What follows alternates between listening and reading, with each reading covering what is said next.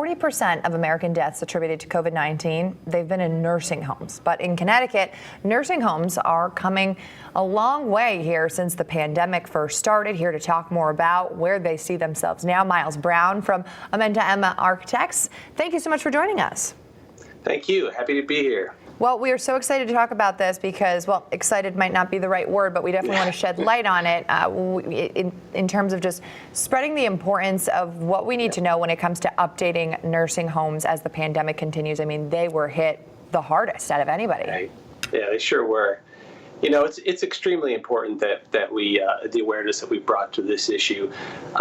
You know, and the problem is not so much. A lot of people have been focused on the age of the nursing home, and it's not so much the fact that they're outdated. It's really how they were originally designed. Nursing homes, buildings of the past, were focused more on a more institutional model of care, based more on efficiency and less more like on the home-like quality of care. So you'll see sometimes larger groups of residents focused around a smaller group of staff based upon efficiency. So you might see large dining rooms crowding around a nurse's station.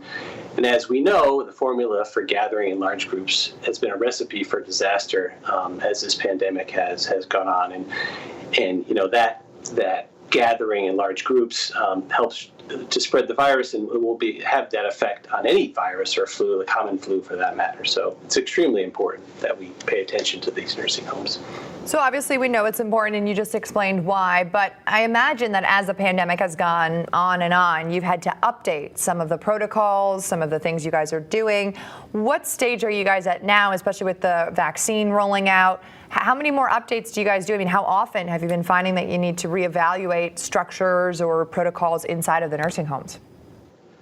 Well, you know, it hasn't been very often, to be honest with you. I think that you know, because of the financial aspects of the way that these nursing homes operate, they don't have, quite frankly, the capital to make the investments maybe that they need to.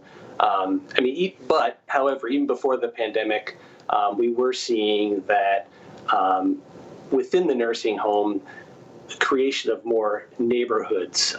Instead of those large open nursing home floors, we were seeing sometimes the buildings being broken down into more 10 to 15 residents, sometimes called small houses, creating a more home-like and less institutional environment. With those smaller neighborhoods having their own access to their own social space, dining rooms, and access to the outdoors, which not only creates a more comfortable and familiar environment, but it also helps with things like infection control, which obviously has been a big issue. Absolutely. All right. Well, we thank you so much. Of course, always hoping for the best and making sure that all of your residents and the other residents across the state stay safe.